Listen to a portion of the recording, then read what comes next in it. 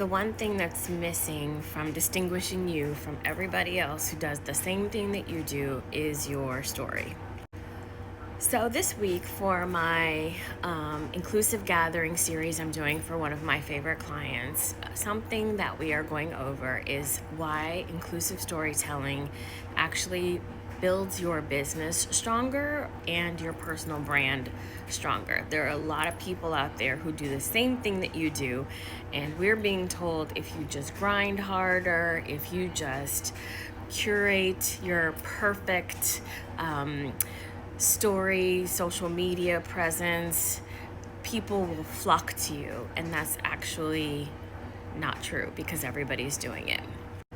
What is inclusive storytelling? Well, if you follow me, I'm T. Tara Turk Haynes. You know that I am somebody who is actively working to get us to embed equity into our day-to-day, our operations if you're in organizations, your life if you're a regular person who doesn't have a business but just is trying to survive. Your story is so valuable. There are 40 plus social identities, and all of us are guaranteed to be at least two of those. Social identities include race, class, gender, socioeconomic status, caregiving status, veteran status, age. We could go on, but there are so many of them, and all of us belong to them. And that's essentially what we were talking about when we said diversity, equity, and inclusion. How do you tell your own story from an inclusive standpoint? Well, one of my favorite people in the entire universe is Jose Andres. And every time you hear this cousin in my head, he's my older cousin, I don't care what anybody says, I know we're from different countries, but it doesn't matter. That man leads with purpose. He is always telling you why food is very important to him as a person and what he thinks that impact will be on the entire universe. He is not leading with, well, Jose Andres is a chef who owns several restaurants, etc. He will tell you, my parents were nurses, my mom, my dad, we fed people. He will give you sensory. He will tell you his father's solution to solving problems in community is just add rice, more people come. He will tell you that food brings people together even if it's not perfect. That connects to restaurants, TV shows, charitable organizations that he runs, World Central Kitchen, which is one of my favorites. The story of Jose Andres is what really brings you to Jose Andres as a business owner. What's missing from your story? Your why. Your why is comprised of your lived experiences. For example, I am in the people space because I grew up with many people in my community who look like me, who were at work, and they were either treated invisible, they were not given equitable opportunities to be able to advance like the majority privileged in this country. So I work very hard to make sure that people like my dad, who worked on the line for 40 years, my husband, who is in corporate facilities, who sometimes, because of his race or background, is not always treated as an authority or subject matter expert.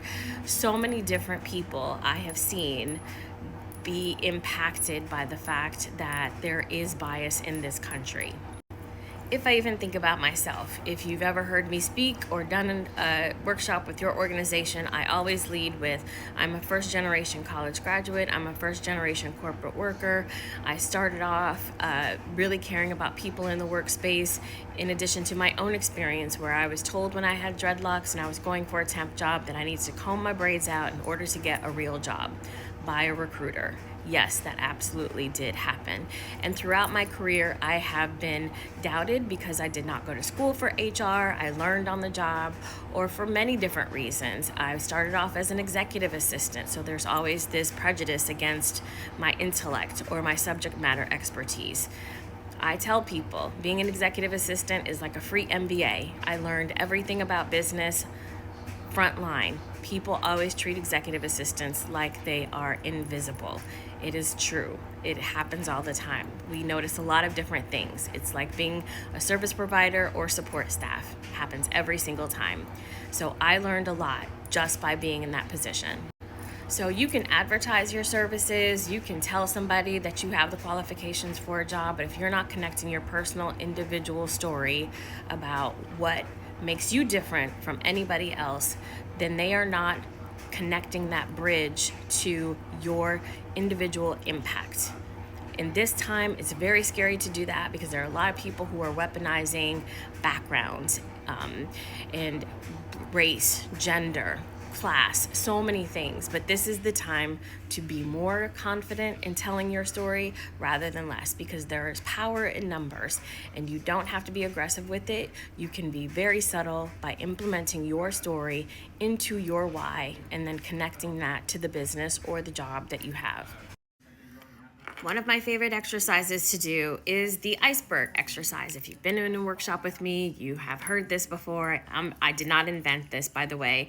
But if you think about an iceberg, think about the top of the iceberg. That's exactly what people see when they first meet you. That is your race, your gender, your age, your accent, any kind of thing that distinguishes you physically when people meet you.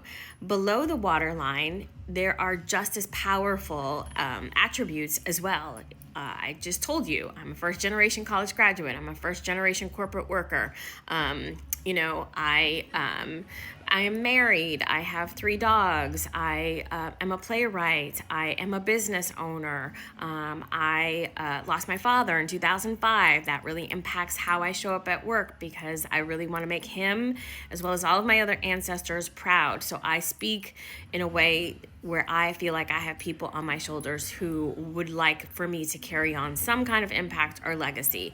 If you look at me above the waterline, you see somebody who needs glasses, you see a Black woman, you see somebody who has intricate hair, you see somebody with tattoos, you see, you can hear my accent, Midwestern specifically. So really want to make sure that you're telling the complete story so that someone can get exactly what makes you unique, your lived experience, and what you bring to the table. It's not just enough to curate perfection and blend in with everyone else.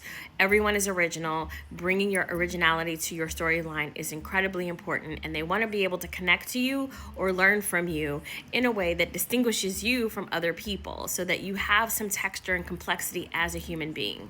I hope this helps. It's very important. Inclusive storytelling can be a game changer for so many different people.